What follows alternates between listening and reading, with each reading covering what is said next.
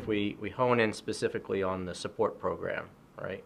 The way you go about building it is you start with your super user program, see what you're going to be able to get from the business and the clinical areas, and that dovetails into your post-Epic support as well. So you'll have a good gauge of how effective you're going to be able to tap into existing resources within an organization to support the go-live and post-go-live support. From there, you'll identify your gaps, right? So when you go live, this is often a new experience for some clinicians and their support staff, whether they've come from a previous EHR or not. They're new to Epic. Even clinicians and support staff that have worked with Epic at previous organizations, it's a new implementation to them.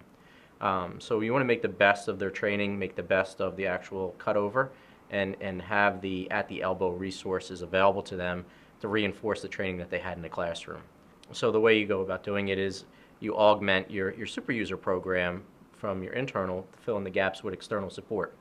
And that external support program is not something that an organization typically does, right? It's a one-time event. It's sometimes out of their bailiwick of expertise, and that's when they lend on partners to be able to do it.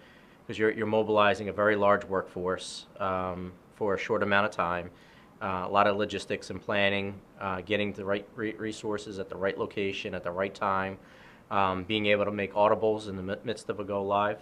You know, when a certain resource may not have the breadth of knowledge that's needed for a specific user to be able to switch them out with somebody it is, or even just something as simple as personalities, right? Making sure that you're matching up the right personality to do that. Again, the game plan for maximizing your support program is to get the clinicians and their support staff up to speed in the fastest amount of time possible, right? So that you can remove that dependency.